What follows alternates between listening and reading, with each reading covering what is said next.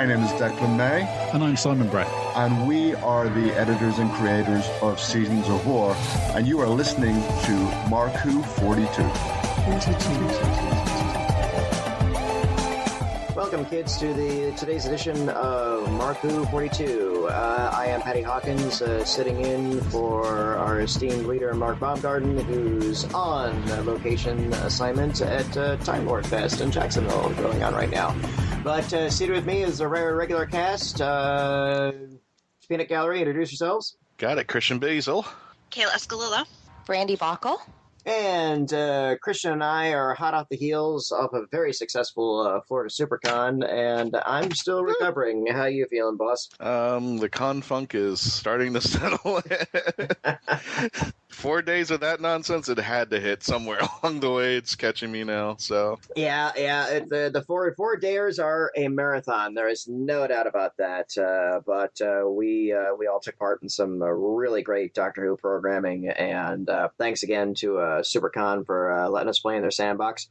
And it's all a blur. I mean, we did so much. We rocked out 2 match games, Doctor Who Classic Clinic. We had a trial. We had a debate. What else did we have? We have a Marku 42 booth out there as well. But like you said, it's I can't remember what day I did something on. It's almost like all 4 days is combined into one day. And I say, well, when would you do the match game? I said, well, we did it at the beginning and the end. That's all I remember. Yeah, it was pretty spectacular. We saw our friend of the show, Lisa Barrowman, and that was a complete surprise on me. She was traveling with actor David Warner as a guest of the show, and that was a complete surprise. And first of all, she's twice as lovely in person as she's always been on our show, and just a wonderful presence, wonderful chatting with her.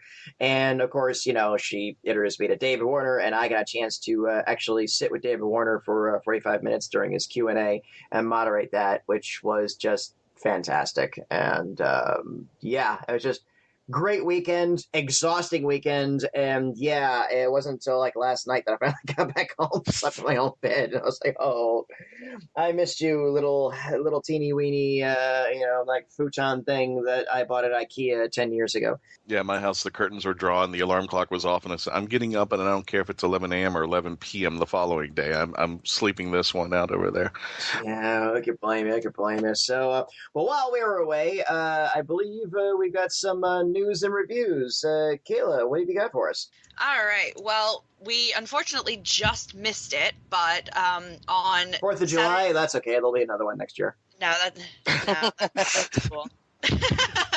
No, on Saturday, July 9th, we had Doctor Who Comic Day. They started it as the launch of the new crossover event, Doctor Who Supremacy of the Cybermen, which is going to be a 5-part bi-weekly adventure starring 9, 10, 11, and 12. So that was pretty exciting. I know a lot of local comic book stores had like parties going on, and they were doing signings and all sorts of fun things. So unfortunately, we missed it. Well, I guess you guys weren't reading my feed, because I did go to Gods and Monsters for a little bit out there. And I did get to see the comic books and everything. I wasn't on Facebook at all yesterday, except to just read my mail. No, I got a chance to go to Gods and Monsters, and I thoroughly enjoyed it. I didn't stay too long, and believe it or not, it was just on a whim. I didn't even plan it or schedule it or anything. I was just driving around and said, you know what, I remember the invitation for Gods and Monsters. Now, bad, and I think my Whovian card should be niched up a little bit, but I did not water there with any comic books, because Mark is actually selling the comic books at Marku 42 Books at the convention, so I'm going to get it from him. But I did see the comic books, and there was one episode that I know that was in the magazines, in the Doctor Who magazines, and I wish I had gotten that, because I did want to see the conclusion of that. But it was really nice too, because God and Monsters was playing Series 8 in the back. So I got to stay there and watch it, and I was like, oh, I'll just be here for a few minutes, maybe 10, 20, 30, maybe an hour, 90 minutes.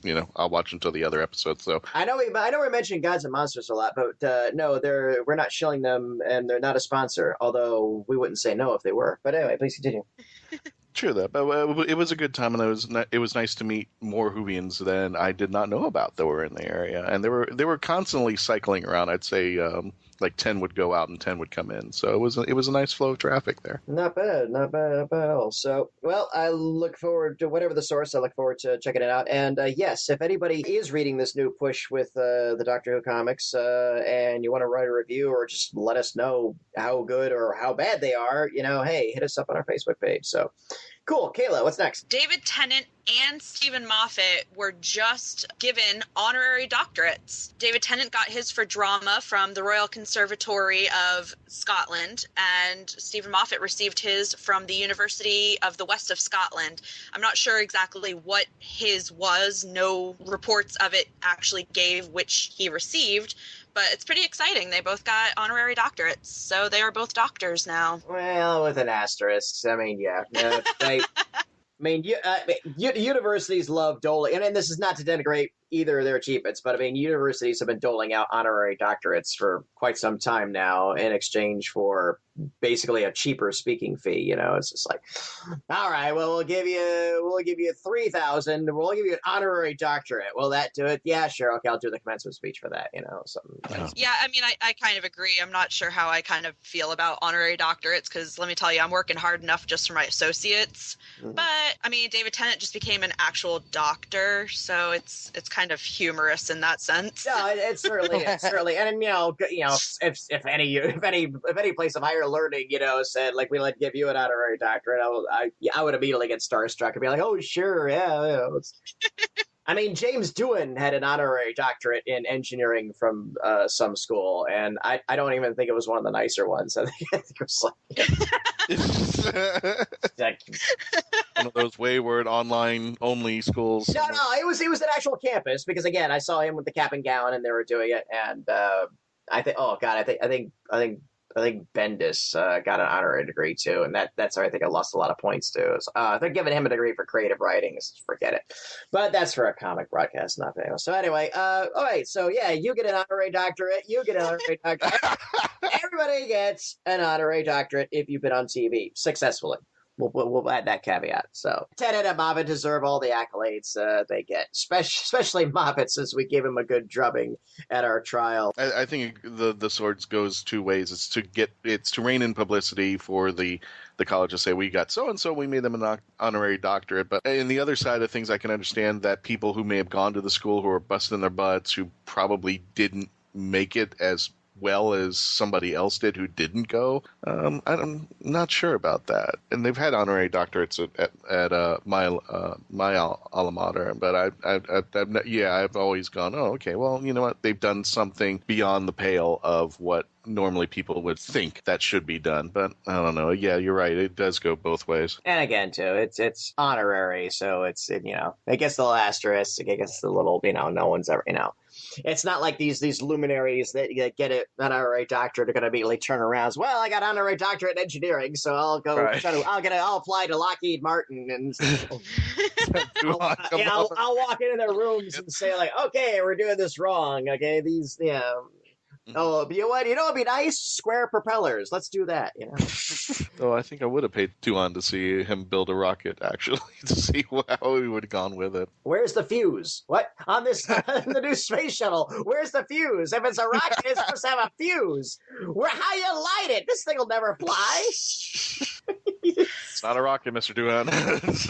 Don't tell me what is a rocket. What is a rocket? I've got a doctorate. And he does the whole thing in his accent, so. Oh, goodness. So nominations for the TV Choice Awards have just come out, and Peter Capaldi was nominated for Best Actor. He's up against Tom Hiddleston for The Night Manager, Cillian Murphy from Peaky Blinders, and Jim Carter from Downton Abbey. These are the UK People's Choice Awards. They are, yes. They're going to take place 5th of September, so we're still quite a ways out, but the actual voting for it just closed on the 8th of July, so it's going to be quite some time. I think as much as I want, and I will back up Peter Capaldi all the way onto this one, I think because it had it last year, its final year, I think Downton Abbey is probably going to pick that one up. I just get the feeling, and plus it had a huge popularity when it was on the air. Not that Doctor Who doesn't have a popularity, but it was very, very huge for Downton Abbey to come out. So I wouldn't be surprised. Yeah, well, it was their last season. So. Yeah, usually last seasoners will get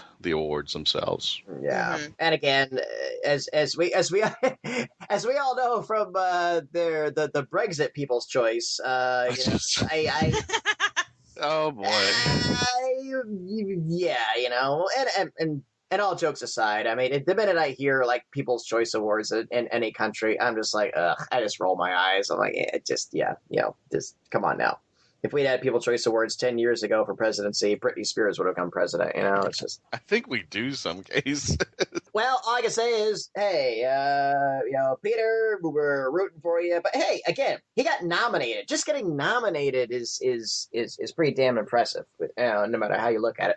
And again, especially for something as People's Choice Awards. Now, a peer-based one, like an Emmys or something like that, where it's inside the business, that's one thing. But to even get the nomination on something driven by the public says something about the evolution of Doctor Who compared to, it's like 30 years ago, 20 years ago, 10 years ago. So, right on. I approve. The show itself is also nominated for Best Family Drama. It's going up against Call the Midwife, Casualty, and The Durrells. So, I don't know. I don't know much about the other three shows. Doctor Who might actually have a good chance of winning at least that. Well, my mom Adora Called the Midwife, so I've only seen a few snippets when she's watching and she shoots me out of the room. I'm visiting her. It's like, what are you watching?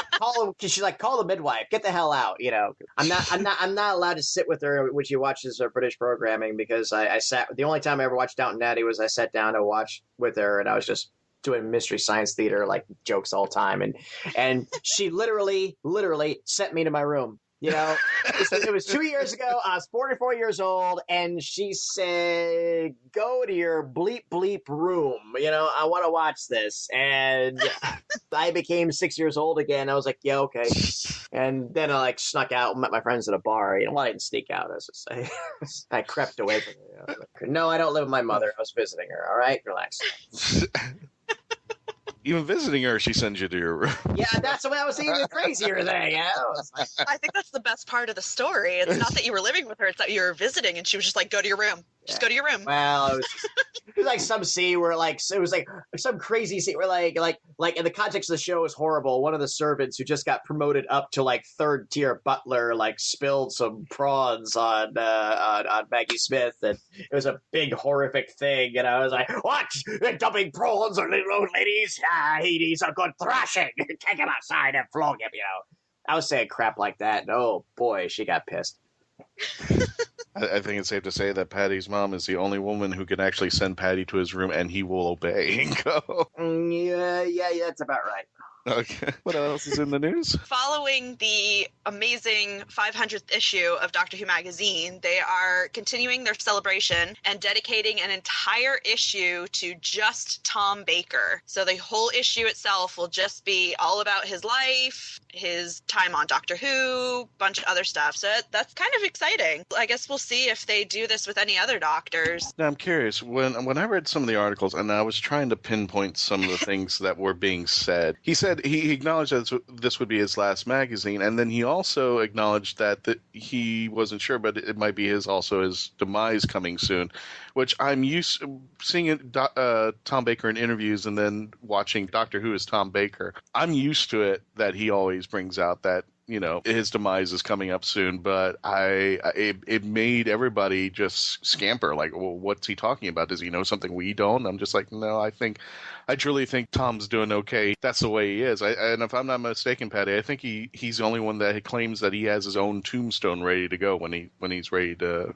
go 6 feet under. Curiously enough, I know some other people like his age group that have said similar thing. I mean, it depends. You just reach a certain age, and some people just kind of approach it with aplomb, where they're like, I could just kick off anytime, anywhere, and my own grandmother is rather laissez-faire about her potential exit. That's why she's always chiding me for why I don't get married. I'm not gonna be around much longer, and stuff like that. So I all I know is Tom Baker to me is like Stan Lee and so many others. Just like I want them to live forever, and but I know they won't. And like my only possible regret is that I never had a chance to talk or meet or whatever Tom. And even back in the day when he came over to the United States, and I just never got that opportunity. So and that is a horribly selfish thing, really, for me to say. It was just here's a man who's affected my life like in such a fantastic positive manner, and I'm like, well, yeah, I'm pissed. I never got an autograph from him. It sucks, But hey, he always comes off as having a fantastic mood, and he's always so candid and open. And there's that great interview for a couple of years ago when he's just sitting down, just chilling with a bunch of people, just talking about rather scurrilous stuff of the old age, non-Doctor Who stuff at all, but talking about rent boys and crazy stuff like that. And I wouldn't even post a link on our page, but you can find it. And his candor is fantastic and absolute pure Baker. So again, I hope he lives forever. And if I had 3 wishes, that would be my third one. Like I said, I mean, if he goes, that's a big part of my childhood that will just go off into the darkness, and I don't want that. And this guy represents, my childhood every afternoon, every some weeknights. I mean, every once that got me into this program. That was what I found so wonderful. I was going off base on, there was a rumor, at least I read somewhere, that Tom Baker every morning would actually get the newspaper, pick it up. The first thing he would read is the obituaries, and the first thing he would say out of his mouth is, "Damn it, I'm still alive." So, and I said, that's typical Tom. That's the Tom I've known and loved. And he does have that Shatner-esque aspect of him that when he was working, he acknowledges that he treated badly. He treated people like Louise Jameson and directors and writers and all that stuff because he wanted to make the show good. But now looking in retrospect, we get to see the man, and I don't want to say I forgive him, but I understand where he was coming from with it. I have to assume that whatever peace he's made with the people, that they've accepted it.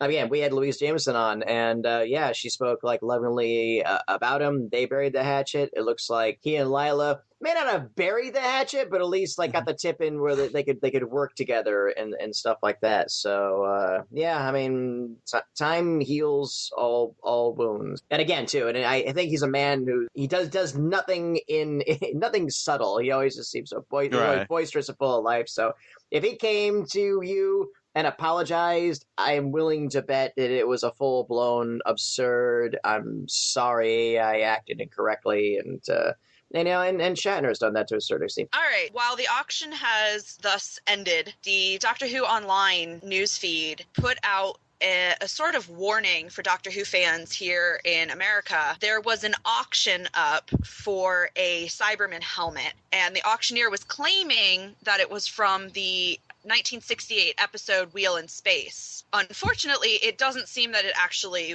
was. So they were claiming that this was a screen-used helmet, and they were selling it for quite a bit of money, but it was looking like it wasn't actually a real one, that it was just someone that made one and was like, hey, look. So they were just putting out a warning for people just to know, this isn't actually a real screen-used prop. Please don't spend a ridiculous amount of money. But it did end, and it sold for $22,500. And the website itself still hasn't heard back from the auctioneer, but I guess they did call them out and were like, hey, is this legit? I don't know what our fan base is like listening to us, but be careful when you're out there on these auctions because people can put anything online. Well, maybe it wasn't the original. Maybe it wasn't used actually on the actual episode. I'm like, great.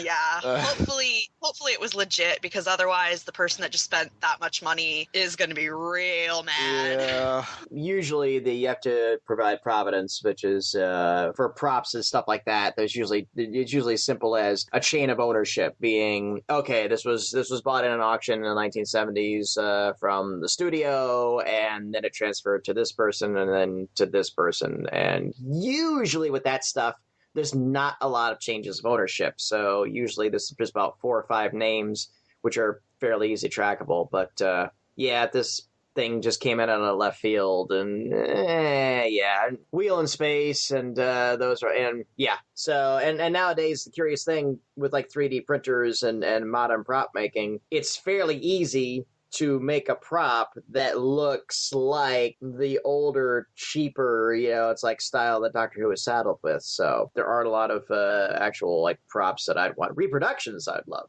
I don't need to own the original Robbie the Robot, but I'd love a 1/1 scale copy of it. Just let me know when the real Saldeed costume goes on sale. There you go. That was what. What do you mean by the real? You mean that ostentatious one? That freaky one. That other one that was on. I was like, that wasn't the one. When the real Saldeed one, the one he's always running around in, whatever. Then somebody gotta let me know. All right, Kayla, what else is in the news? All right, we're going to wrap up with a rumor at this point, but it's kind of taking over the internet right now. There are heavy hints that Matt Smith might return as the 13th Doctor. No. I'm not okay with this. Well, no, I don't even think it's a rumor. I think it's something that somebody threw out there and people are taking it as serious, because if nobody read the article, I think Moffat dropped it that he missed Matt Smith enough that he might consider putting him back. But if he has any love for this show, he would not do that unless he has some really good reason to drag him back. I think once you're done with the role, you're done. You don't come back unless you are going to be the other Doctor. Yeah, I mean, like, little cameos here and there. Yeah. All right. But I don't know, this whole, like, could he be coming back as the next regeneration is crap. And I'm so not about it. Here's the funny bit. If Moffat was staying, I wouldn't put it past him. But Chibnall, I just would not in a million, billion, zillion years, it's like see him wanting to do that. The only way I would see it happening is it would be an order that would come from up high, meaning that I spoke to Matt Smith agents, and we're going to come back in the role, so the numbers were stronger, so bring him back. I am not opposed to the idea theoretically of a double dip Doctor. I've said for years that I wanted to see a Doctor regenerate.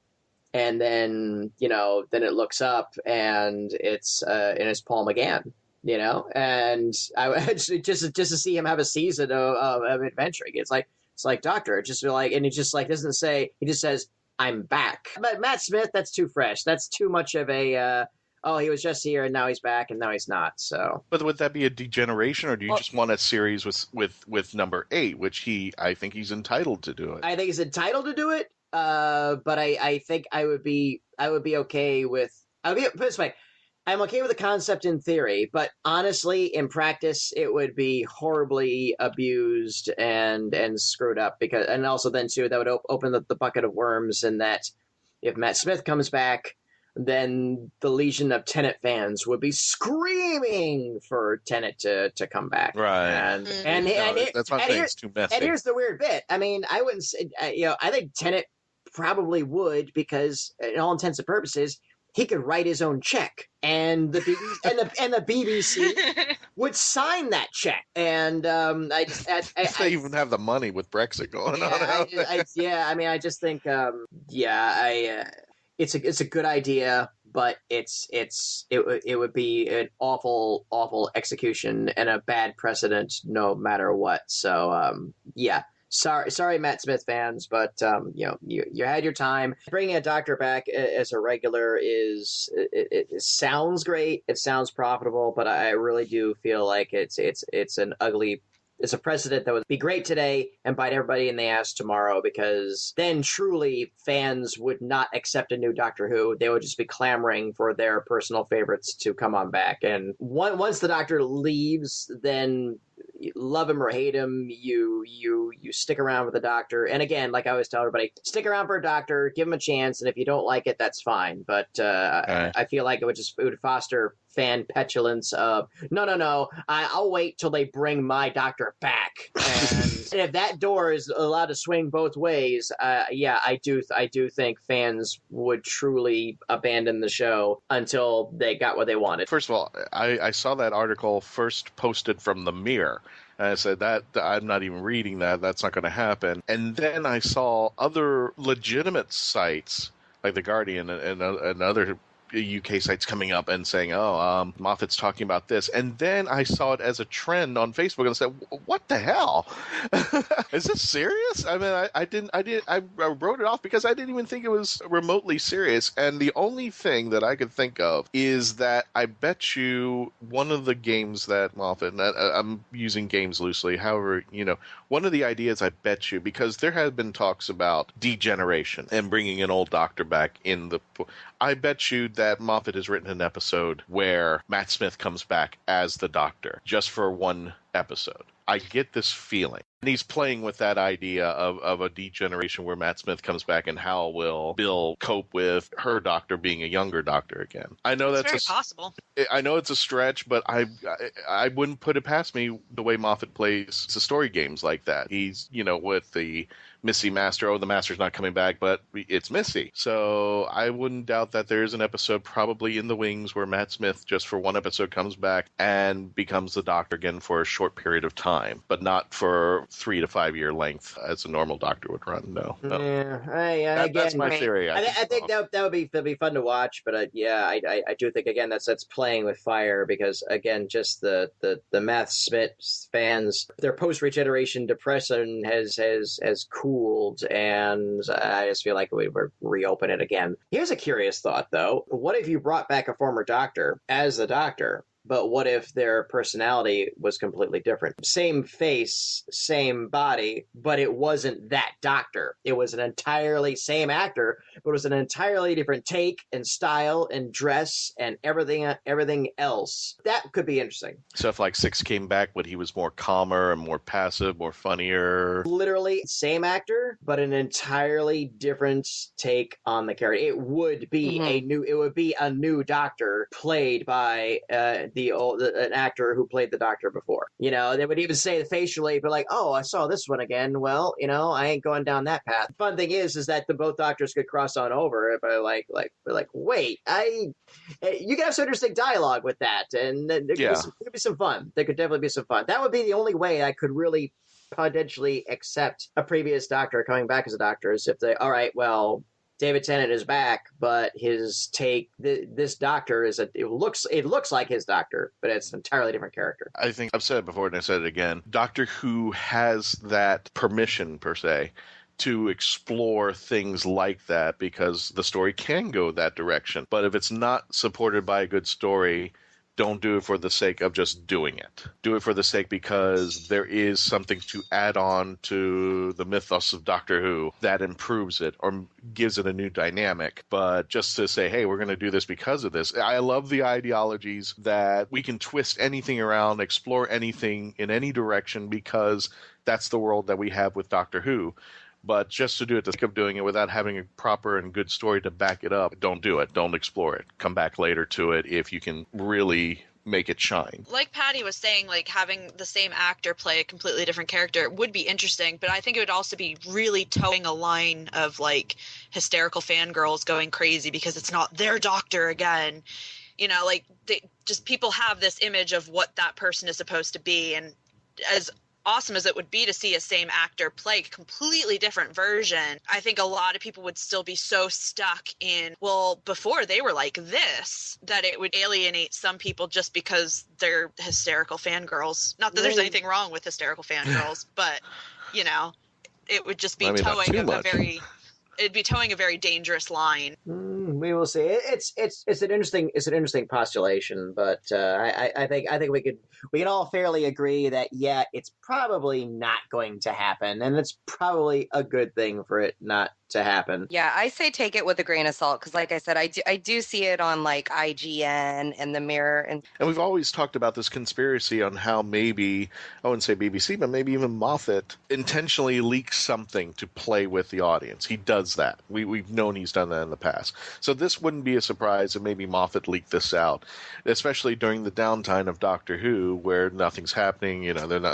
They're recording everything to try to garner interest again in the series. We know that the ratings haven't been so well, so we know that Moffat might be throwing some stuff out there, some little hit-me jabs, to see how the audience would react, to continue to gain interest. So people who may not even see the show or people who are not even watching, they see a rumor like that. Well, that might be something interesting. Okay, if they do that, let's going back to Matt Smith. But I digress. Is there any more news? There is not. No, I think we've covered some big stuff today. So sounds good. Any birthdays or whatnot? I do have some birthdays. On July 7th, we had John Pertwee. Yay. And then July 10th, we had both Jackie Lane, who played Dodo, and John Sim.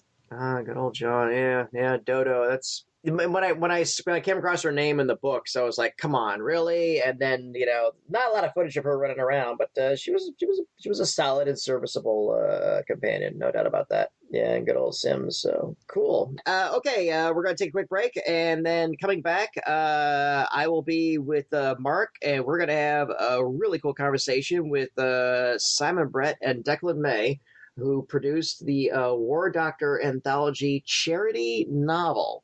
And this has a fantastic history, a fantastic evolution. These are some great guys. And again, it's an absolutely wonderful charity. And you will get all the information you need to either get a copy of the book yourselves or to just donate to the cause that they're promoting, because it's a really solid one.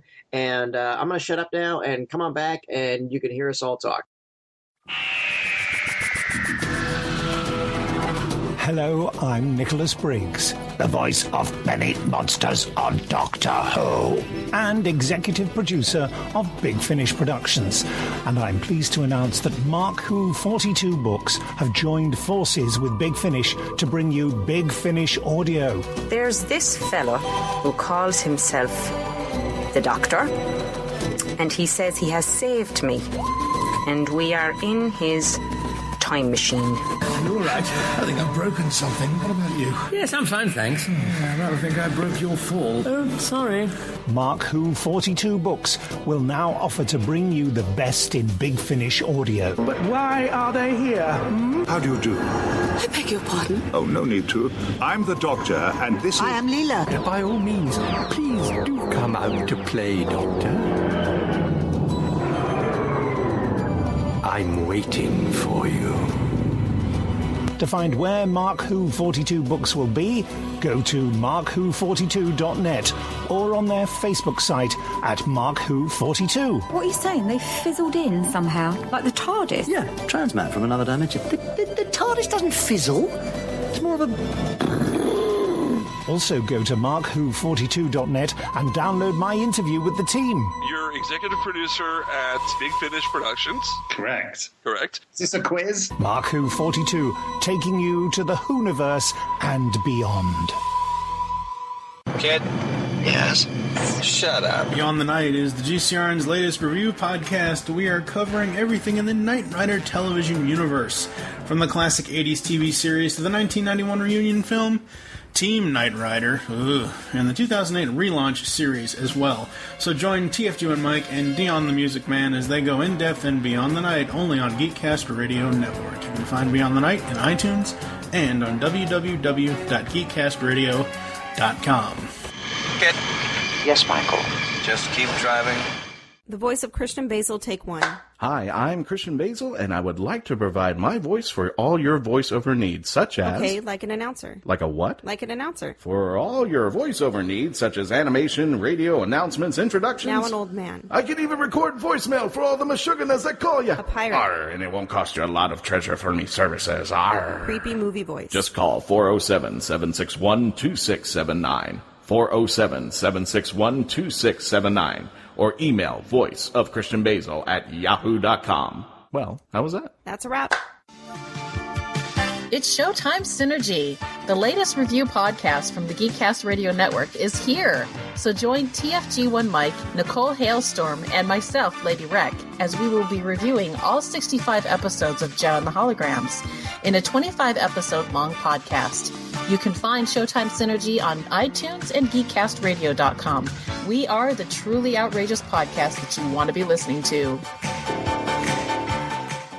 Hi, folks. This is Christian-basel, mark-who42, and if you've been lucky enough to catch us at conventions and wondered how you could hire us to come to your convention or special event, simply go to Heroes on Hand, click the podcast icon, and click the icon for mark-who42. On our page on Heroes on Hand, you can actually click the button that says click here to book mark-who42 for your next event, and that's all you have to do.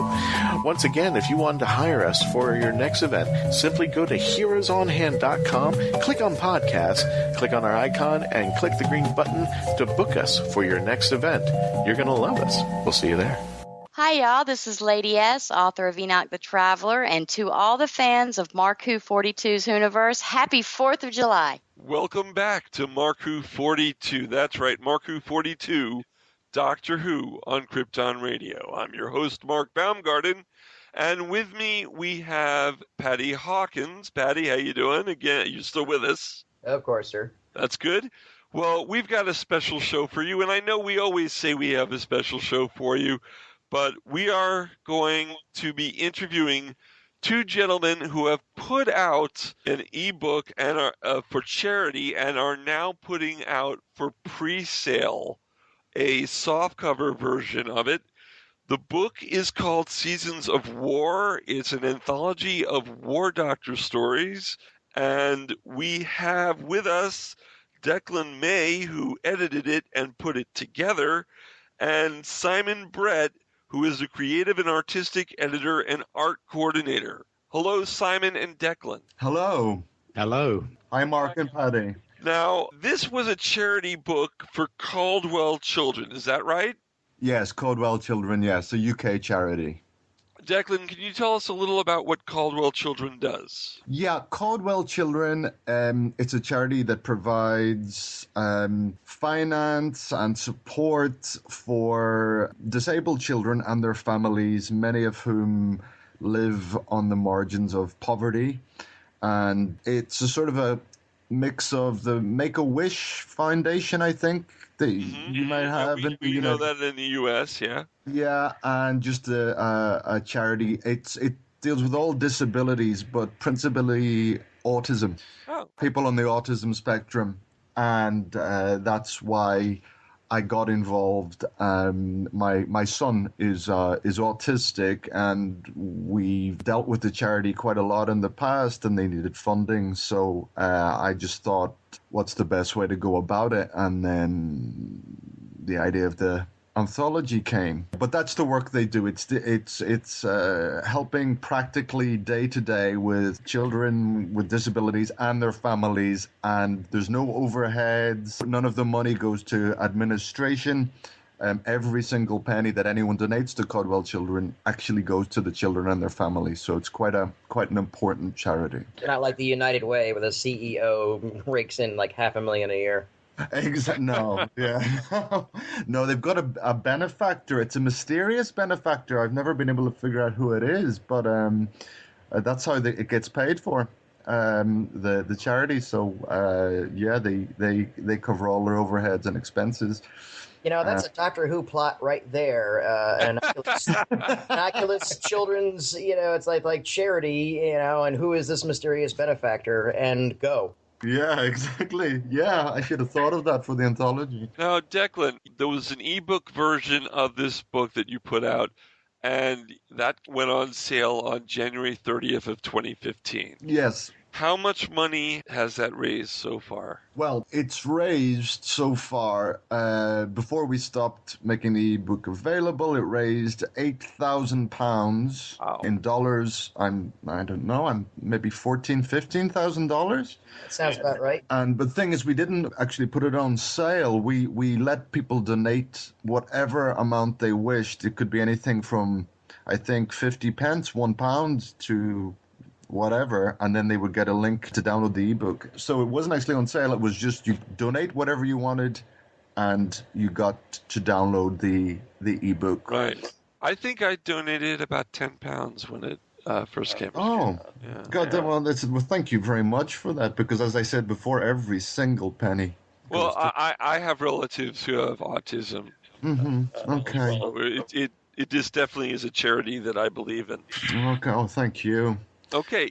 Now, Simon, we haven't really heard from you yet. What got you into this project? The situation was that not myself personally, but I'd previously done an anthology project, another Doctor Who one, a lot along the sort of similar lines, but far, far smaller. And when we sort of gathered together all the writers for that, Declan came along with them. A friend of mine, J.R. Salvo from Blue Box Podcast and from Starburst Magazine, knew Declan. Declan, at the time, obviously being a professional writer, and he said, let's get Declan involved because he is of a really high standard and he'll be well up for doing it.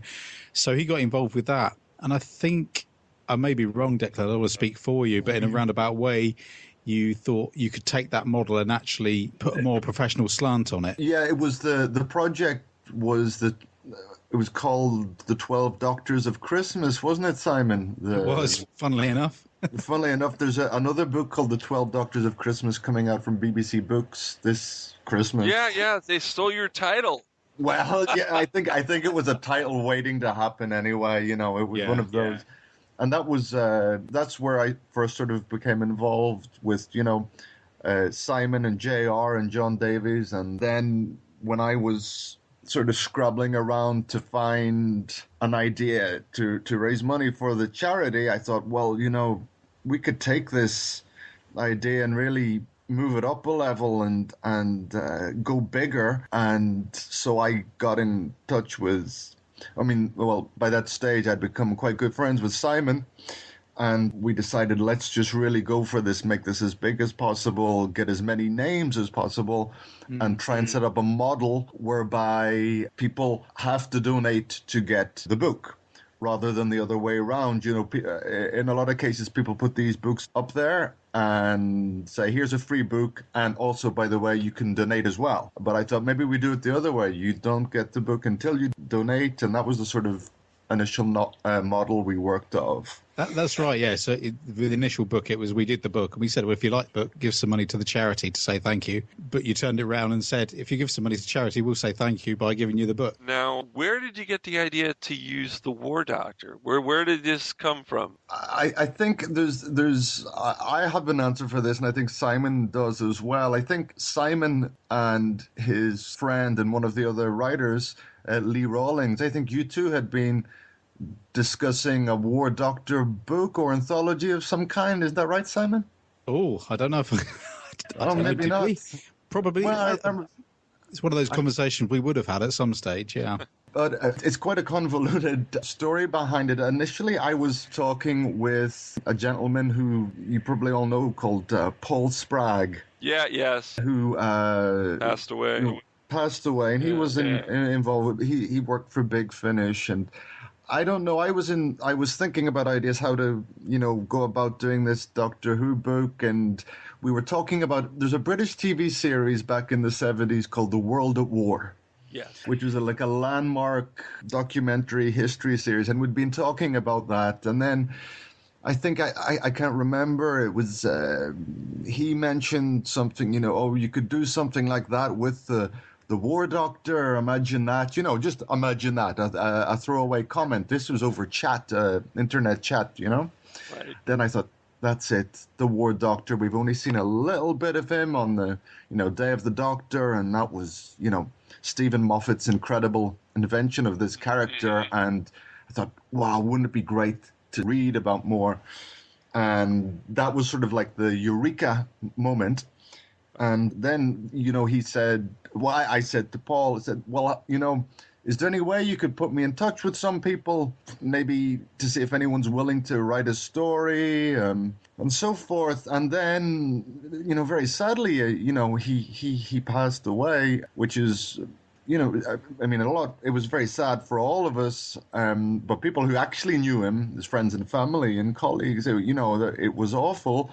But that was the germ of the idea. That was where the sort of War Doctor came from.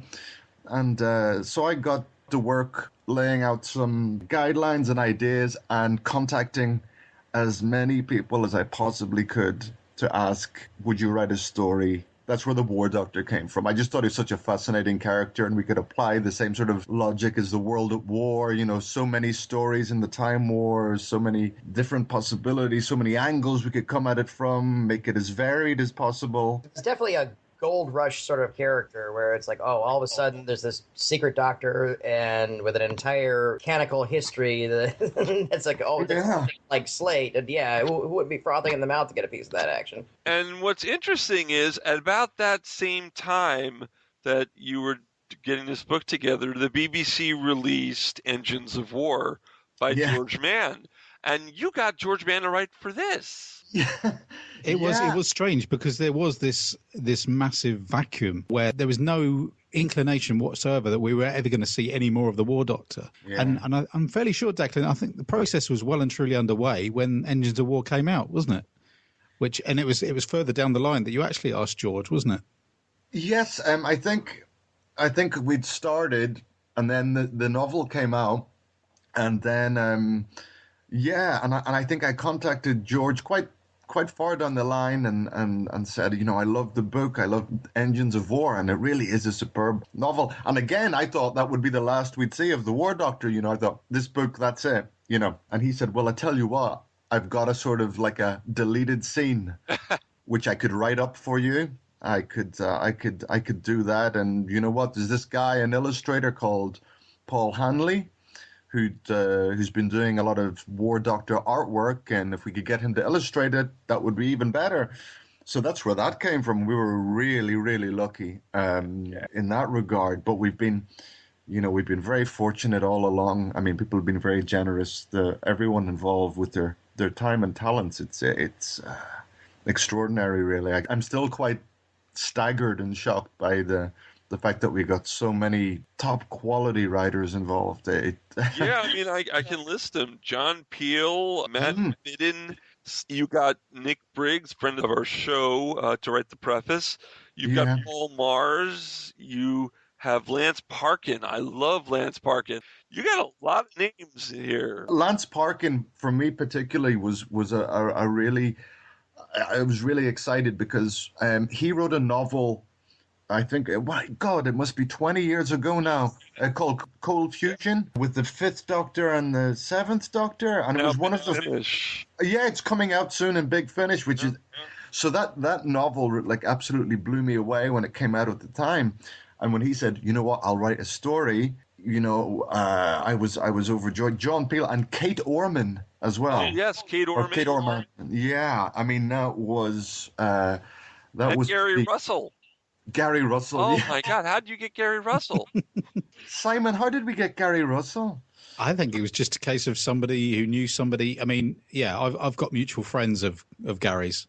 So it was simply a case of, would you mind asking him? And yeah, he said yes. Yeah. It was simple as that, really. It was, you fancy doing that? He said, yeah, why not?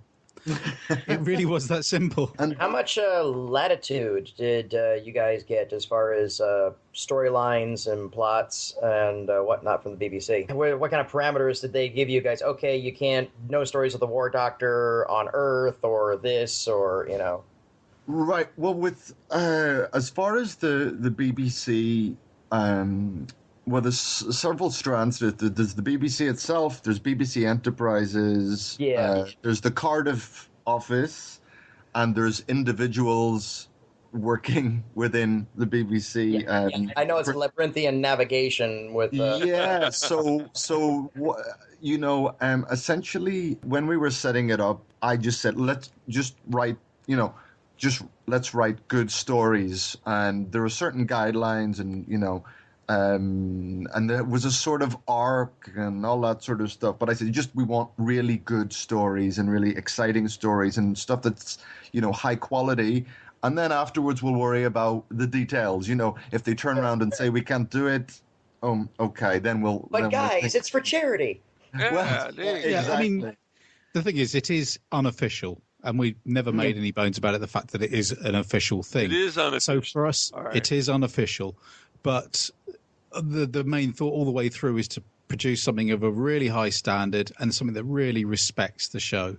And I think that's how we've played it. One of the positive things that came from this was that a lot of the writers and a lot of the professional writers who, have actually written for the series and are writing the official books took this as an opportunity to write about the War Doctor because they literally thought it would be their only chance to do it. Yeah. So that's why there was a lot of enthusiasm. Obviously, because it's all for charity, and because everyone's on the same level, and that's one of the great things is you've got the amateur and the professional writers all on the same level, all doing this for a common cause, and all because we love Doctor Who. And the thing is with the BBC, I mean, and for obvious reasons, I can't go into like precise details about everything, but they basically said, okay, it's for charity. You don't cause too much of a fuss. You don't cause any problems or anything that's going to bring bad attention to Doctor Who, or you know what the UK papers are like, the newspapers here and the tabloids. The Mirror. We always, when we do our news segments, steer away from the Mirror. Yeah, the Mirror and the Daily Mail. So the way the BBC is constantly under attack, and Doctor Who is under attack, and so we wanted to steer clear of any having any content that could anyway to be used as a stick to beat the show with. So that was made very clear to me, and certain contributors we were told to steer clear of, and certain types of story, and it was all very tacit. It's okay. Just we won't bother you. Nice. We'll let you do this. Just don't cause any trouble. Essentially. That's absolutely. As far as the you mentioned earlier, you guys set up an outline. So is that a sort of a timeline, and basically, did you invite the writers contributing to this, like pitch an idea, or did you turn to them and said, we'd like you to write a story about the middle years or something to that effect? Initially, we did an open submission window. So once we got, I just said to the big name writers, Andrew Smith and everyone like that, just write a War Doctor story and leave it like that. For the open submission, we had sort of guidelines of what to avoid and to avoid. We got quite a lot of. We got some of the stories that way from the open submission window. Yeah. And the guideline was just a War Doctor story and avoid this, avoid that, try and put that in, don't put that in. And then once it got all the stories in, then we started imposing sort of a structure and a chronology on it. So as the book goes on, I mean, I suppose there will be spoilers here, but as the book goes on, it starts, some of the earlier stories are more like run-of-the-mill Doctor Who stories, so to speak, that you can imagine, with a little twist that makes it more the sort of thing that the Doctor might do, but also the War Doctor character comes in, so they're a little different. But as the book goes on, it starts to move further and further away from the Doctor that we know. And so that was sort of, once we had the stories all in and ready, we could start editing things, imposing a chronology, and giving a sort of a through line and an arc to the stories. Sounds like you guys juggled some chainsaws there. Before we move on, can you please tell us where people can go to pre-order the softcover version of this for Caudwell-children? As far as I'm aware, you go to Chinbeard Books website, which Chinbeard Books. Yeah, chinbeardbooks.com. And how much is it? $14.99, isn't it, in English pounds? $14.99 in pounds. And how much of it goes to Caudwell? You said all of it? Or you have to pay Chinbeard a little, probably. No, I think everyone is doing this for... I mean, when I say everyone's doing it for free, that includes printers and publishers. Oh, okay. And basically everyone. As far as I know, I stand to be corrected, but even the contributors to the book have bought their own copies. If you see what I mean. Wow. So, I mean, obviously some of us have bought more than others, but we wanted to do that. So money was always going in, and the charity doesn't lose any money, so as much as possible. So everyone who wanted a copy, from me, the editor, to anyone who did a story, they bought the book themselves as well as contributing to it, which is really very generous and nice of them. It was the same with the film. Right. And we didn't mention that. There was you guys did make like a little introductory film that went along with the ebook when the ebook came out. Yeah, Simon was that was Simon's brainchild, I think. Simon, tell us a little about that film. Okay, well, I mean, during the writing process, in the back of my mind was this idea of what the best way to promote it. So I had this idea of having a very, very short, almost like 30 seconds to a minute film to appear on YouTube that just could be shared about, even if it was just like, and I remember talking to the chap who actually ended up directing the film, that I had just had this idea of a desk and a tracking shot of all these sort of faded time maps, a bit like Time Bandits or something like that, with various instruments, possibly even a sneaky sonic screwdriver sat there, and the camera panning across, and then a small piece of music, and then at the end, Seasons of War, Tales of the Time War, and that sort of thing. That's not what you ended up with. It's not what I ended up with, no. I went to a local filmmaker called Andy Robinson. I met him at a convention about a year or so previous to that, and I saw a short film that he'd made. And I saw that, and the first thing I said to him is, you should direct a Doctor Who. Fully expecting him to say, oh, all right, okay, and kind of laugh it off. And then he turned around and completely gushed at me as to how much he loved Doctor Who and how much he would love to direct one. So he seemed like the obvious person, also because you get local films of a certain standard. You know, you'll get your fan films, which are, you know, you can tell straight away they're fan films. But I'd seen what Andy was capable of on actually a very, very small budget. And when you see how he's made some films, you look at the equipment and you think there's no way you're going to produce something which looks like it should go on a cinema screen. But he does it. And what he does is really refined and so polished. His editing and script work is just brilliant. But so anyway, I said, could you do me a quick favor? All I want is sort of like 30 seconds to a minute. And I gave him the idea, and he went away. And I think within a couple of days, he came back with a full script and said, I've got this idea of, you know, this little window. So it'll be like a little chapter in the book. And actually, the way it worked is by the time he'd made the film and when we realized the standard that it was, which I still have yet to see, if I'm honest, any other Doctor Who fan film of quite the same, where it feels like it could slot into the series, if you see what I mean. I've not seen anything else of quite the same standard and quite the same heart, to the point where we were still writing and Declan was still editing. So it actually fed back into the book. So there are elements that Andy put in the film and in the script there that actually end up in the book. So the two feed off each other. So it became far more part of the book rather than promotion for the book, really. And I think there are people who've got the book who don't realise the film exists, and there are people who've seen the film and have no idea it was for a book. Well, let's rectify one of those problems. Where can they find this video? Essentially on YouTube. If you put Seasons of War, Doctor Who Seasons of War, into the search bar, you'll find it. It's the first that will come up, yeah. Yeah. Because I remember watching it, I loved it. Oh wow, yeah, thank you. It was. I mean, they did. You know, they even built a console, a TARDIS console, for it. They got extras. They were filmed. I don't know. Was it 2 weeks they filmed for, Simon? If that, yeah. I remember they gathered everyone together for a Sunday. And the Corsair, that's the little touches like that. You know, you see the Corsair. Yeah, first mentioned, if I remember correctly, in The Doctor's Wife by Neil Gaiman. Yes. The first Time Lord that changes sex, that was brought up on the show.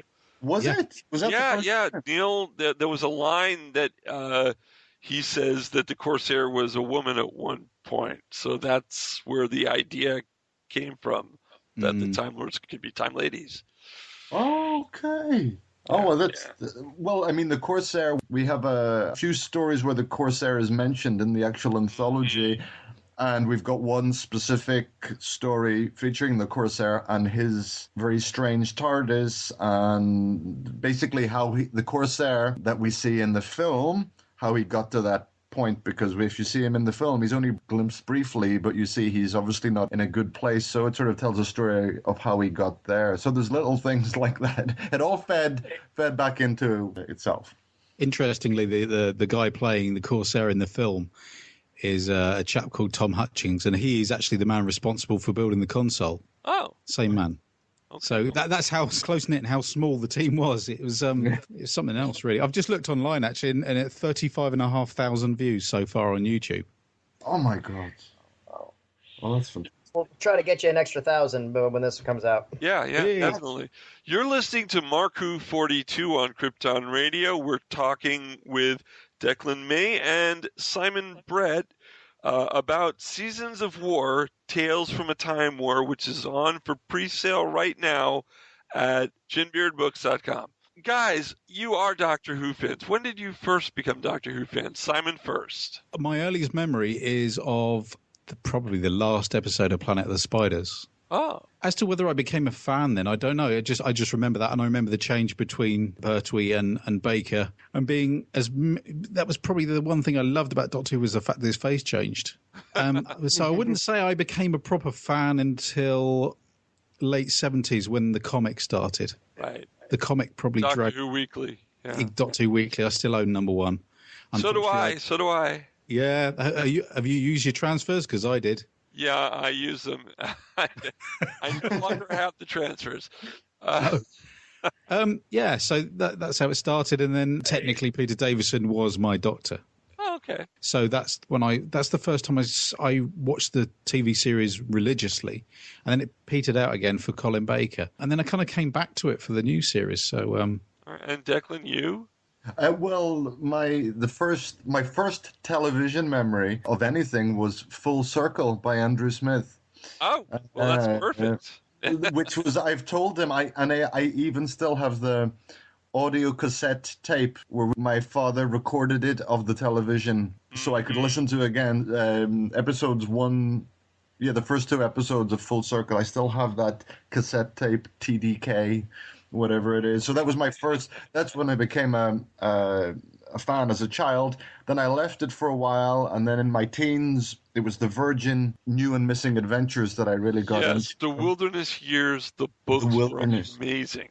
Oh my, I was even just thinking about some of them the other day. I mean, whether or not they're Doctor Who stories, I mean, that's top-class science fiction and fantasy. I mean, some of those novels have concepts and that are incredible, and the ideas and the whole universe built up. I mean, that was it. I really think that was a splendid time to be a Doctor Who fan, despite the fact there was nothing on TV. But I mean, every month, you'd get one or two books coming out, and that was wonderful. And then just when the series came back, I sort of left it. And then when the series came back in 2005, I became a fan again. And that's really where I'm really passionate about the series as it is at the moment. I don't think it's ever been better, though I'm sure people will disagree and argue. Oh, they certainly do. Yes. Certainly do. Simon, I want to talk to you a little about something else other than Seasons of War for just a moment. Because everyone who listens to our show and they hear the credits, the music that they hear, I commissioned from you. You actually composed the 3 different Mark Who 42 themes. Yeah, well, as to whether I composed the Doctor Who theme. Well, no, you didn't compose the Doctor Who theme. You composed the Mark Who 42 theme. I did, yeah. Because I know I came back to it because you wanted a little bit more Doctor Who in there and a bit less Who 42. Well, but no, it was good fun because you gave me completely free reign to just have a go. I mean, I'd done a couple of themes for the Starburst Blue Box podcast. I'd done which are pretty much just straightforward versions of the Doctor Who theme. But you said you wanted the essence of Doctor Who, but with something completely new. So it was great. It's good fun. We love the opening. The first 20 seconds. Ooh, doo doo doo, doo doo doo. We use that when we come on panels because it's a great introduction piece. It works as an introduction coming up on stage. It's a really great theme, and I want to thank you again for doing it. I like it for our wrestling entrance theme. Yeah. And my girlfriend always says she loves the fact that her boyfriend has a theme song. Oh my God. I'm basically like Shaft. I could walk down the street and have the music playing, and it's Have you got it as your ringtone? You know what? I don't, but it's going there now. Thank you. I didn't think of that, but yeah, it's going there now. Do you know what? I used to have the sound of the TARDIS materializing as my ringtone, and it was just very odd. If it went off in your pocket, people would literally look around and look for a police box. Very odd. Is that embedded in people's psyches that they look around? It's very odd. For our listeners, I'm going to pick a story, and you don't have to spoil it, but give a little description of the story. And I really want to bring up Kate Orman's The Ambassador of Wolfray at 134, because Kate Orman was like the only female writer for the Virgin New Adventures. She did some great stories there. So tell us a little about that story. Kate wrote it with a very specific concept in mind. It's a story about an alien who arrives on Gallifrey, who has sensory issues. So Kate wanted to write it because she had a friend of hers who was autistic. Right. And this friend also sort of advised on the story itself. What's it like to be on the autism spectrum when you arrive in a social situation, when you arrive in a new place? So Kate devised this story, sort of like a metaphor about what it might be like for an autistic individual to arrive somewhere new with horrible things happening, in the middle of a time war. So that's where that story came from. She was very specific that that was her intention, and I think she's pulled it off. And, when Kate Orman is writing a story for you, you don't you don't give her any notes. You don't, it came fully formed. It's a beautiful piece. There was no editing needed there. And, of course, it's beautifully illustrated as well by Carolyn Edwards.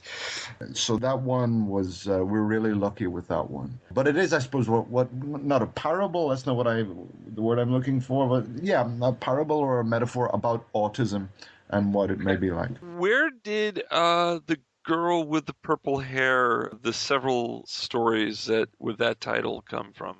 Who did those? Well, Simon can probably help me answer this as well, but we wanted to have an occasional companion for the War Doctor. Now, we very much imagined him as the type of doctor who would have no companions, but we wanted something relatable, a character. The Doctor's always best whenever it's seen through the eyes of somebody new. It's the best way, especially in prose, of getting across a character. And the character's called Jenny Shirt, who's an actual individual. There's a real Jenny Shirt. I think she's got a really Doctor Who name. It sounds like a Russell T Davies or Stephen Moffat character, Jenny Shirt. But she was an actual who's been massively supported. Well, Simon can tell you more about her. He knows her better than I do. But she was the inspiration for the character, and it doesn't end well for poor Jenny Shirt, the character, but the individual. Well, Simon can probably tell you about her. Well, Jenny is an absolute ball of positivity. I think that's the main thing you can say about her. She is kind of the nicest Doctor Who fan you could hope to meet. Her enthusiasm is infectious. And I think the amount of support that she gave to us from the very moment she knew about the project and projects before that were just to the point where you just thought this girl is a force of nature, certainly on the social media kind of side of things, on Twitter in particular.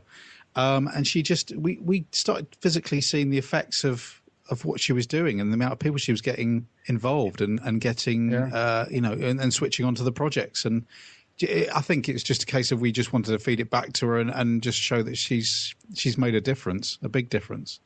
And also she's kind of an example of you hear all these, bad news travels fast, and you hear bad things about certain types of fan being nasty to each other, and you sort of think, well, where does that come from in the Doctor Who world, in the Doctor Who spectrum? What is there in the program that feeds that? And of course it doesn't. It's the people obviously have it somewhere in their psyche that they need to behave like that, but Jenny is a real sweetheart, and she kind of embodies the best thing about Doctor Who fans, and also with this book, the fact that everyone came together and all wanted to do something for a common cause just shows what a brilliant thing it is. It is just a big ball of love, I think. And the character Jenny Shirt from the anthology, is no way like the real Jenny Shirt. Jenny purple hair, as far as I know, or not yet. But so that was there's I think 4 or 5 stories featuring that character. But the real Jenny Shirt, just speaking about how well liked and what a wonderful person she is. The other day or last week, I was looking for someone to do a trailer for Seasons of War, preferably an actor in Doctor Who. Within a few hours, Jenny Shirt got back to me and said, well, Sophie Aldred will do it. Oh, yes, we love Sophie. And so Sophie Aldred did this trailer for us for Season of War. The reason she said, of course, she supported the charity, but she said, I also did it because Jenny Shirt asked me. And that was the only that's the reason. So that was, that was incredible. Jenny goes to all these conventions and group events, and she's become known by the actors as well. So Sophie Aldred did that because Jenny Shirt asked. So we're very, very grateful to her. Simon, let me ask you about one of the stories you wrote. Let's go with The Amber Room, which you co-wrote with John Davis. Yeah. Tell us a little about that story. That was actually the second story I wrote. Yeah, I wrote one called Driftwood as well, which I did on my own. Which I love Driftwood, but I want to talk about John Davis and you collaborating. Yeah, I came up with the idea of the story. So on the technical side, if you see what I mean, the timey-wimey aspect. So the complicated bit, the bit that I wanted. But I wanted to offset that with...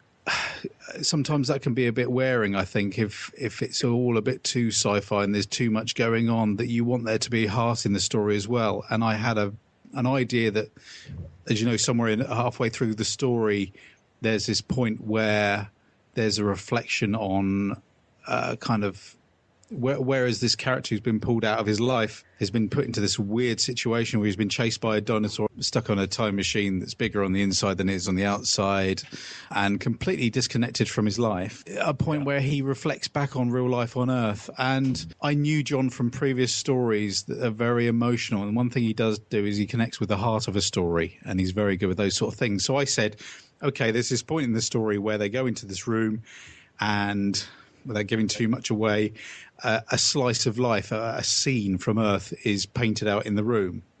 And then within about half an hour, he'd sent back this passage about these tendrils of light floating around the room and forming different objects so you can see them appearing in space and that sort of thing. And we just clicked, really, because we just click as friends as well. Of course, John's gone on to bigger things now. He's now the editor of Celestial Toy Room, for the Doctor Who Appreciation Society. Yeah. So he's moved on to other things as well. But of course, he's written short trips before as well, so he has got past form as far as writing for Doctor Who anyway.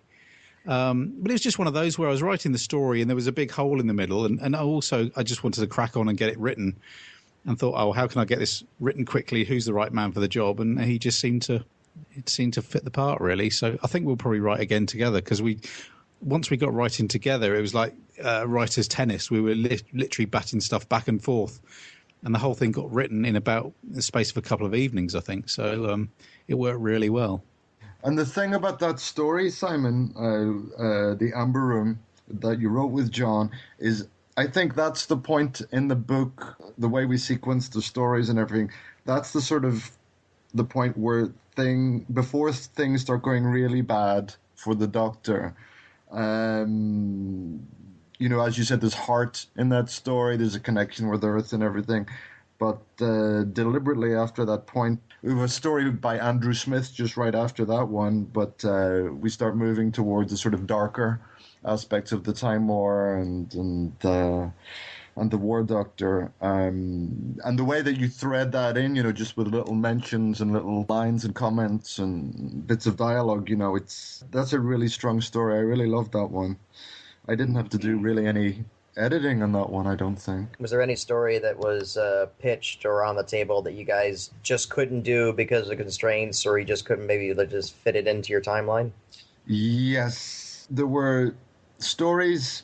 I mean, as I said, we did the open submission window, and I think it was like 330. Wow. In total. Would have been 331 if I had heard about it. Oh, I'm sorry. There's still be book 2. Book 2? All right. Shout. But there was a lot of stories that were, what's a polite way of putting this, were very, very much the same sort of thing. They'd be the Doctor inside the Doctor's head or in the Matrix or something like that. And there's a lot of submissions like that. And we thought we don't want anything really like that. That's not, might be good to watch or whatever, but it's really difficult to read. Yeah, I'm sure there was a lot of the same sort of recurring ideas. Like, the Doctor has a secret meeting with Davros and one of their conversations, and then nothing gets resolved. It's just pages of dialogue, them going back and forth, rehashing the scene. Yeah. But was there something that was actually really good that just for some reason you just had to let it go, or maybe just say, please rewrite this heavily, or? Yeah, there was one. It was a story. Well, there was two things. One, I think I can say this now because it's in the past. Neil Gaiman was going to do a story for us. Well, can't win them all. I know, and it really got to the point where he said, I'm going to try and do this if I've got the time, I'll do that, and it was a really incredible idea, and it was a beautiful idea for a story, but in the end we just weren't able to make it work. It sort of fell apart. Well, like you said, you did too. Well, yeah, I mean, if it could, I don't know if, as far as I know, he's going to be writing one for the series next year, isn't he? Yeah, I heard. But there was a story like that. There were some really, really great pieces that we had, and then an episode of the TV show would come on, and it would be almost beat for beat the same story, just by coincidence. There's no way in some cases the person could have known, or the TV, the producer of the TV show could have known. It was one of those stories that was maybe too similar to an episode of the show, and with a heavy heart and having to tell someone, I'm sorry, you know what you saw on Saturday night, wasn't it really like your story? We're going to have to take it out of the book. And so that was a real shame having to do that. But that's the peril of a multimedia problem. Yeah, that's it. Especially with a history that was as long as this. I know. I mean, to find an original idea in the Doctor Who universe it is pretty hard. You can still do it, but I mean, it's difficult. And even since Seasons of War has come out, the ebook has come out, there's been some episodes of the TV series, especially the idea of the hybrid, which initially appeared in the comic strip that Jim Mortimore wrote and Simon drew. That's right. There's a comic strip in this book, isn't there? Yeah, and the hybrid, sort of Dalek Time Lord hybrid, is essentially. Well, Simon, you can enlighten me on that, but that's the case, isn't it? It is. But well, as we know, without giving spoilers, it doesn't appear in the series, does it? It's kind of almost like something of legend. Yeah. It's something out there in the air. But it was nice to kind of hear that, and you kind of feel like, because you're not one of the main official writers, but if you hit on the same thing that the proper writers are, I'll say the proper writers, you know what I mean, but if you hit on the same sort of threads and nerves as they do, you kind of feel, you get a nice little warm feeling that you're kind of on the right lines. Yeah, I think it's a nice thing. I don't sort of think, damn it. I think, well, that's great. That your mind is on the right track, really. Yeah, that's good. Some people might get paranoid and be like, they're spying on us. They're stealing our plots. Oh yeah. Oh, I've heard people say that to me directly as well about things, or about certain stories that have appeared in the book, and said, yeah, that was my idea, that you stole it. And you think, I'm really sorry. I wish I could say I had, but no, it's just a coincidence. Having a character called Dave does not mean that I've something but it's I imagine it's 1,000 times worse for Stephen Moffat and the people doing the TV show, because they get that all the time. I see the Dave thing as an ongoing thing, though. I really do. I mean, myself and John Davies we were just having a conversation, and we were trying to think of a name that the soldier character in the Amber Room could call the Doctor, just to give him a name. And what is the name? And Dave is the obvious character, his obvious name, and it's been used in the Stephen Moffat episodes, and then it got used again in one of the Capaldi series, didn't it? Did it get mentioned? He calls himself Dave. Is it in The Caretaker or something like that? Yeah. So it's it's a repeating joke. So it all ties together, and plus myself and John Davies are both big Red Dwarf fans as well, so we both Dave, listen. All right, Simon and Declan, do you have an online presence? Can people contact you in any way? Yes, I mean I'm on. I think I'm still on Twitter, at declan_may. I've got a website, but nothing much happens there. Rather like my bedroom, and too much. We had to go there. Sorry. That's okay. Sorry, I couldn't resist. Oh, that's perfect. It fits our show. Perfect. I'm a full-time freelance writer, so I've got a website on IMDb and on Facebook, but for the Seasons of War book, there's a Facebook page where people can reach me. And Simon's, Simon, you've got your... Yeah, I'm on Twitter as Simon Brett. And of course, there's quite a famous, at least in England, there's quite a famous writer called Simon Brett already who writes crime novels. And only yesterday I got an email saying how I'd won, or I was in the shortlist for some Daily Mail Writers' Prize or something like that. I wanted to write back to people. Yeah.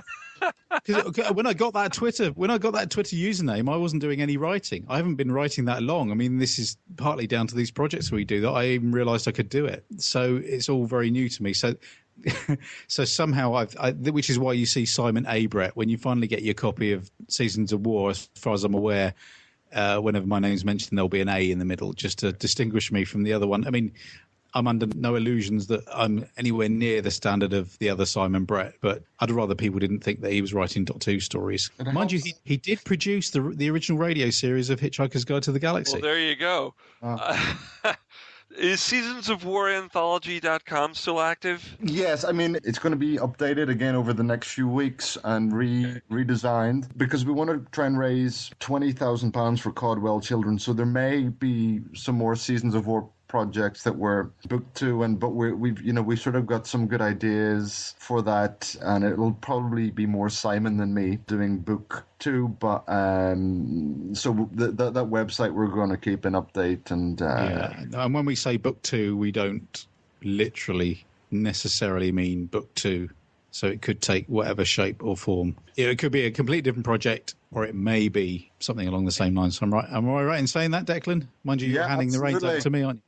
Absolutely, yeah. So not necessarily related to the War Doctor or even Doctor Who?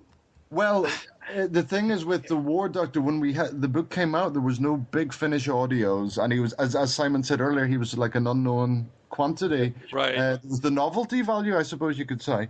Whereas now, with Big Finish and the comics and all that wonderful stuff, we need to develop it in such a way that it packs that same punch as the first one. Something original, another slant on things, basically something original within the Doctor Who universe. I would imagine so, Simon, yeah. I'm sorry, guys. I have no ideas for the adventures of Clara and May, so... Oh, yeah, Clara and me, no. I have a few. Well, I have a few, but I don't think the fans would like it. It's 50-50. It's even split. I mean, it could be the splinters of Clara. I mean, you could write different stories about the splinters and the different doctors but that she interferes that was our 12 Doctors of Christmas. Oh, that was your 12 Doctors of Christmas. Yeah, that's how it worked. All right. Whatever you guys do, I'm sure it's gonna be fantastic. We will by all means look forward to any announcements you guys make on it, and we'll be so happy to spread the word. Yeah. I work with autistic children at my job at Disney, and my entertaining job there, and they'll let me know ahead of time, hey, there's a family and they have an autistic child, they're sitting over here. So sometimes it's don't go to them, and sometimes you want to go to them, fine, and they basically they'll give me a dossier, for lack of a better term, about they would like you to talk to it, but try not to do this, don't put the light on them, et cetera, et cetera. And it's always a pleasure. It's a pleasure for me to see the family. See the family in that moment, and the appreciation, because sometimes you don't get that from the autistic child themselves, and for me it's all about not so much the child but the family, because you certainly know this, the challenges and the ongoing and everything else, and my hat is off and my sympathies are out to anyone, either an autistic child or autistic adults that sometimes still need a little help. So you guys are doing a fantastic job, and again, thank you so much for doing this and giving us Doctor Who entertainment to boot. No, that's really, really kind of you. Really kind. Thank you, guys. I really appreciate it. So we got to remind everyone, please go to Chinbeard chinbeardbooks.com and pre-order Seasons of War, Tales from a Time War.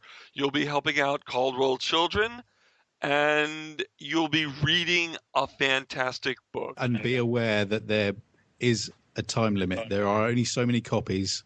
Right. And I think by the time this goes out, it's going to be well along the way. So so do it quick. By the time this comes out, you'll probably still be able to buy a copy, but once they're gone, and there'll be no ebook, and that's the end of it. And that was sort of part of the agreement with the BBC as well. So, well, this episode comes out on July 13th. You'll be fine. Before my birthday, so yeah. Okay. So Declan, I will accept what you had said online as a birthday present. Okay, I'll be happy to. Happy birthday. Thank you. All right, Declan May, Simon Brett, thank you so much for coming here on Mark Who 42, and we will post a link with this podcast to Chinbeard Books, and we'll put CaudwellsChildren.com there as well. Fantastic. Thank you so much, Mark and Patty. It's a real pleasure to speak to you, and it's really so kind of you to do this. Thank you. And that was a fun talk we had. And thanks again for Simon and Declan for joining us. All right, guys. We have Infinity Con coming up, don't we? Yes, sir, we do. We have Infinity coming up July 16th and 17th this weekend at the Columbia County Fairgrounds. It's located on 506 Southwest Bascom, Bascom Norse Drive in Lake City, Florida. They've upgraded. They used to have one day. This year, they are having 2 days. We take you to the Hooniverse and beyond. And at this moment, we're going to go beyond with two gentlemen that you might be familiar with. We've had them on last year. Gentlemen from Infinity Con. Gentlemen, you want to introduce yourselves to our audience? Yeah, my name is David Herringer. I'm the event coordinator. And my name is Ray Hancock, and I am the event manager for Infinity Con. And Mark Who 42 is no stranger to these two gentlemen because we are coming back this weekend for our second time at Infinity Con, located in Lake City, Florida. And let me get the web address for those of you who are looking it up, and you just want to make sure you get it right because there is other Infinity Cons. There definitely are. Yeah, some of them are a little questionable, and it's not that kind of Infinity Con. They haven't got our. They haven't gotten the letter from our lawyers yet. Yeah. If you see cosplay and it's going beyond the normal, cosplay is not consent kind of deal, you are in the wrong. Yeah. So for those of you who are looking up right now, it's InfinityCon, CONFL.com. And how far can they buy the tickets up until, and they can buy them at the door as well, I'm assuming, correct? You can't buy them at the door. Thursday night until midnight, I believe, is the cutoff time for pre-sales. Cool. And then they will be available at the door. That'll be the 14th. The 14th. Now, if I'm not mistaken, did you guys have VIP passes last year? We had a zombie VIP deal this last year, but this year we have like the whole VIP experience where, front row seating and panels and special print. Yeah, we'll have a special numbered print, that BSG numbered print. Yeah. That we had an artist work on for us. His name is Chris King from the Jacksonville area, and he's a very, very talented guy. So. Yeah. Oh, okay. So we're pretty excited about that. So you guys have really got some geekdom going on over here because you guys definitely focused on Battlestar Galactica. Oh, yeah. Yeah. We got fortunate enough to get old Edward James Olmos. Yes. And again, when we found that out, we all fainted, and then when we went back up, we were like, okay, well, I guess we're going to see what we can do with Battlestar this year. Exactly. We kind of like the idea of doing little mini themes for our conventions. Yeah, each year. So this year, one of the mini themes that we were doing was going to be Battlestar Galactica. Yeah. Last year we kind of did the Walking Dead and Star Wars, and there'll still be like Walking Dead stuff and Star Wars stuff there. This year, but in our minds, it's fun for us to pretend like we have these little kind of mini themes. Yeah. Well, kind of like I guess MegaCon has done, the captains from Star Trek and things like that. So, right. so pulling that theme in to kind of bring in different groups each year and focus on a different area, but still have all the other stuff that we love and enjoy. From Battlestar, you've got Edward James Olmos, you've got James Callis. Yes. Richard Hatch, who covers for both Battlestars, and absolutely. And a last-minute guest, can you explain to us about Candace? Yeah, Candace McClure. We're happy that she came on this past week. We've had a few unfortunate people that had to drop out this year. Which happens when you run a con. When you're dealing with people that have to be on TV schedules. Yeah. And we're really excited because they've gotten Trisha's now with Lucifer, and she's got a main casting role on that. And then Aaron Douglas is on Dirk Gently, which is Douglas Adams, I believe, is writing that. Yeah, Elisha Wood's in it. Right Elijah on. Wood. Yeah. Elijah Wood. One of those guys. One of the SH or the J. I don't know. Oh yeah. We apologize, Elijah. We know you're listening. So. That'll be last time he's coming on.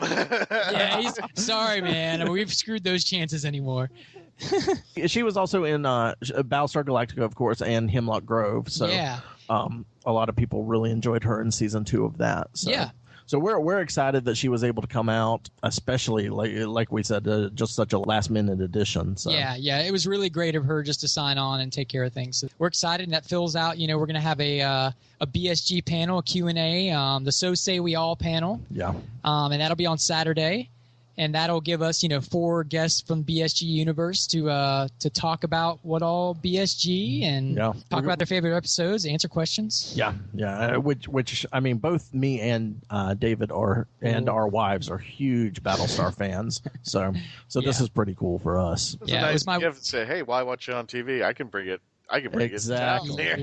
Yeah. So now we know why we got the Battlestar team out. I mean. We like a lot of different things, so there's a lot of things we're going to bring in, for the con, wink, wink. Yeah. This is for all you people. Yeah, right. We were just talking before we came on the air. One of the other guests that we're going to have is legendary artist George Perez.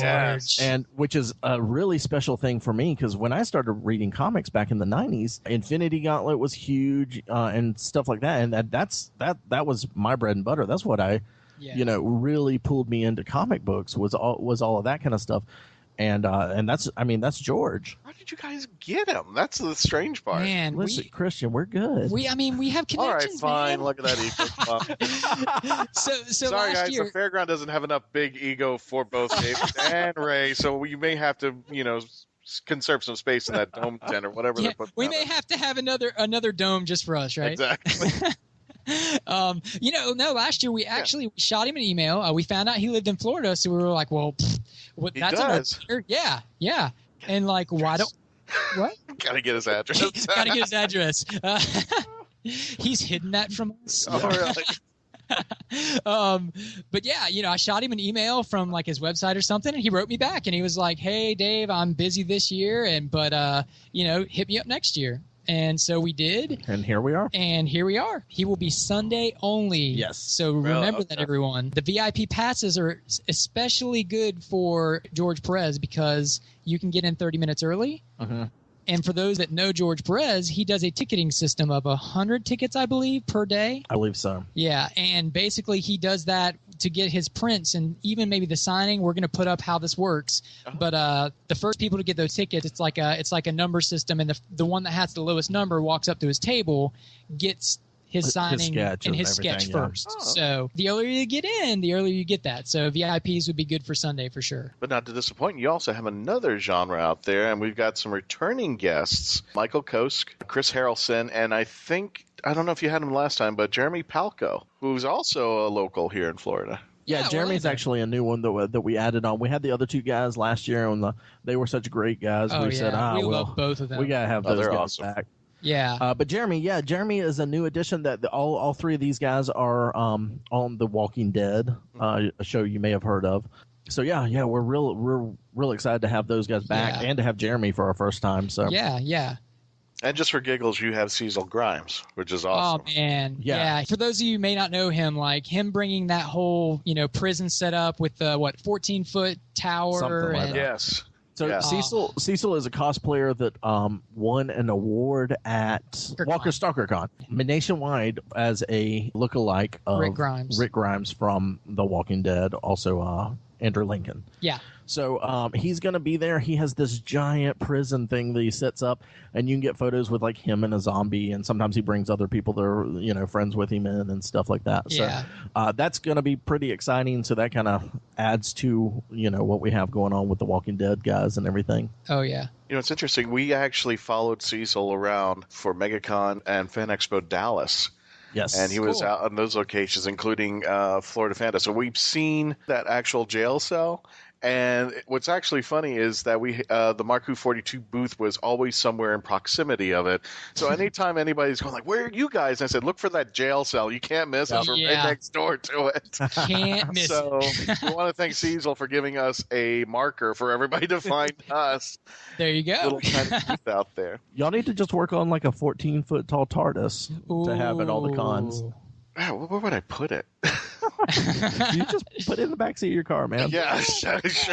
An IKEA TARDIS, really. Yeah, there you go. I mean, Cecil stuff goes in a 10x10 space. I mean, you can make that happen, right? It's a phenomenal that jail that he puts up, and I see all the hard work he puts into it, and I'm like, yeah.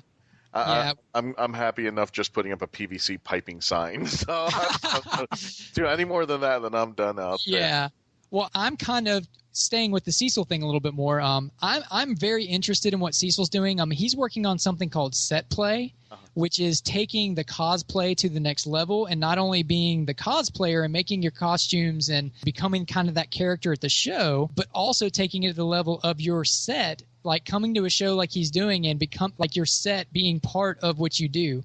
So he has this thing called set play that he's moving forward on, and I as InfinityCon and, you know, kind of coordinating that, that's something we're really interested in, adding more of those themed areas to bring that kind of different experience when you're coming in, like you're coming to a theme park, you know. It'd be awesome, man. Awesome.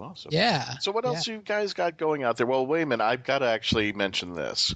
Okay. The premiere of Lemmy the Lugabeast. Woohoo! Yeah. Last year we had Roxy the Rancor, and we were so excited to have her. And if you have not seen Roxy the Rancor, she is magnificent. Yeah. But this year, these guys have put together a Lugabeast from the new Force Awakens, and the details on this Lugabeast, we got to see it at MegaCon, and it is pretty incredible. Like the skin, it's almost like a rhino hide or like an elephant skin, and it feels like if you touched it, it would feel like an animal. Like it's, and then all the electronic parts, like the front of it, all the mechanical stuff looks like, it's just insane. It looks like it's real. It's wild. And then can you actually ride that? Because the last time I went over there, I thought I saw people on it. Because of liability, technically you can't. At shows, they generally don't do that. I was fortunate enough because, you know, I got some people I know, and I was able to get on to Lemmy the Lugabeast at MegaCon, which was phenomenal. But yeah, I think generally it shows general admission. For liability, they don't do that. So yeah.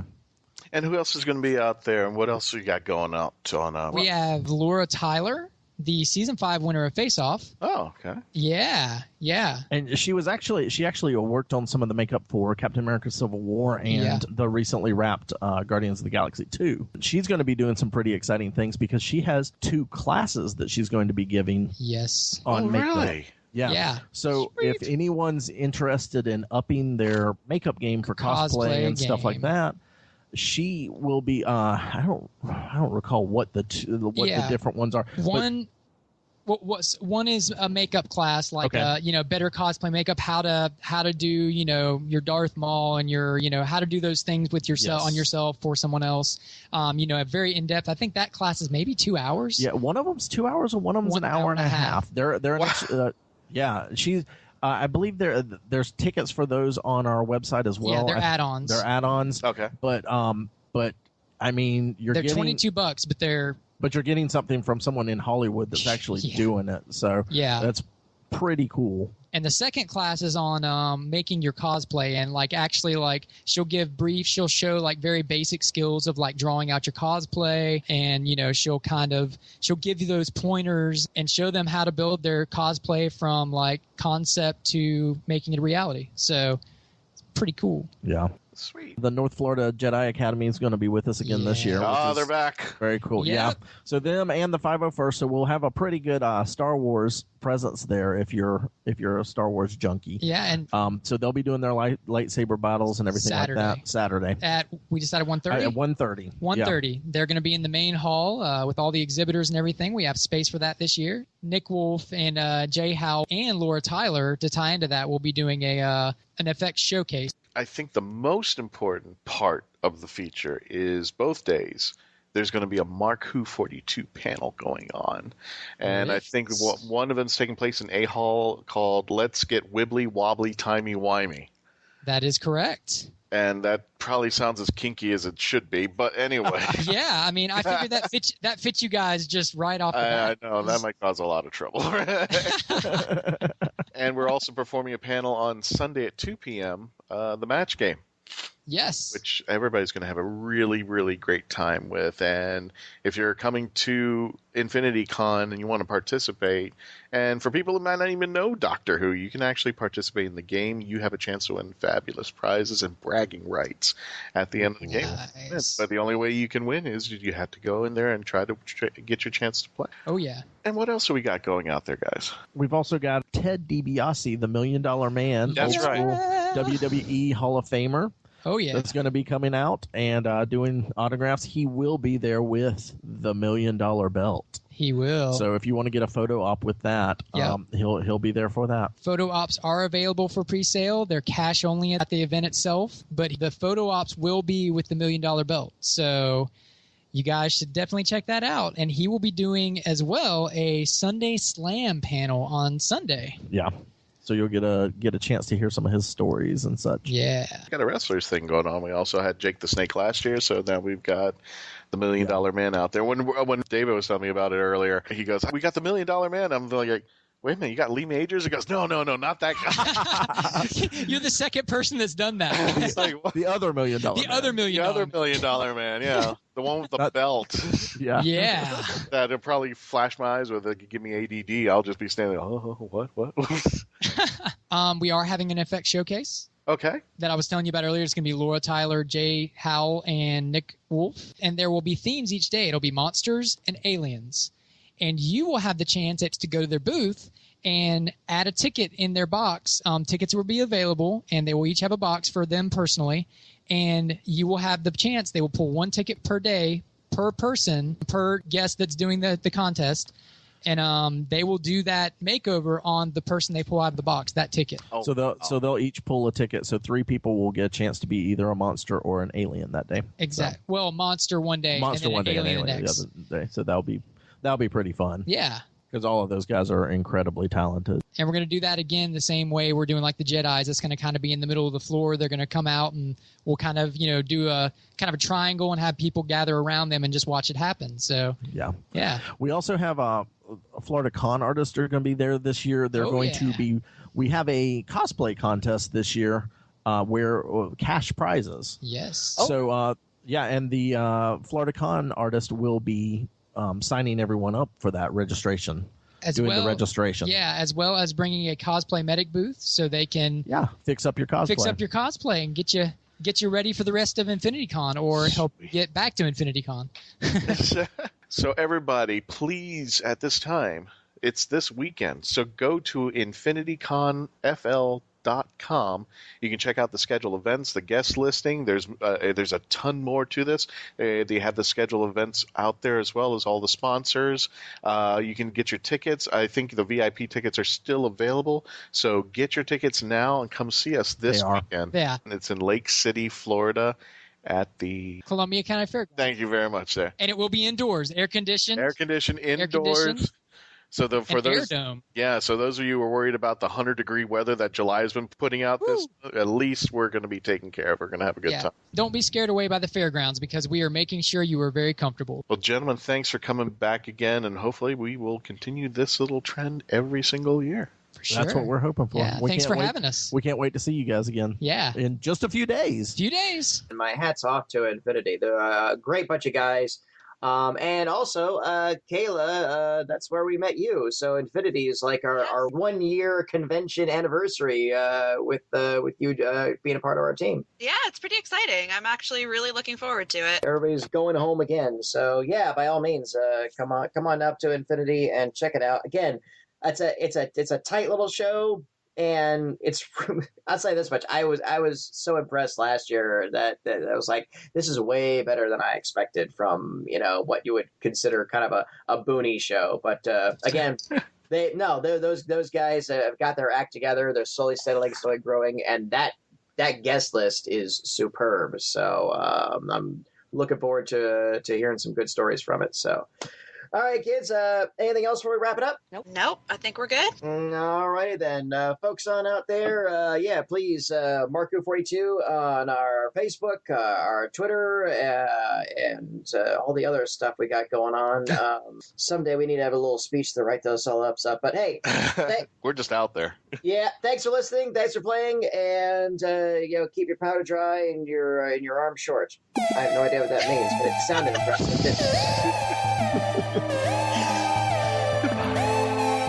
Mark-Who42 is written and presented by Mark Baumgarten, Christian-basel, Kayla Oscalillo, brandi-bachle, and patty-hawkins. This episode was edited, directed, and produced by Mark Baumgarten. Visit mark-who42.net, where you can register and become part of the Whoniverse Army. We can be contacted by email at mark@mark-who42, subject line, ? If you'd like a chance to be a guest on our radio show, send an email to our media relations director, Christian-basel, at mark-who42media@yahoo.com.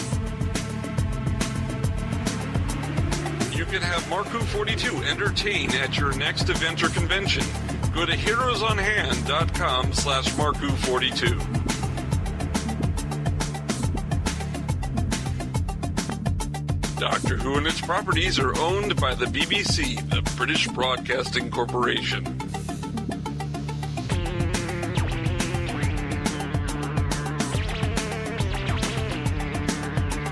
This show is owned and copyrighted by Mark Baumgarten 2016.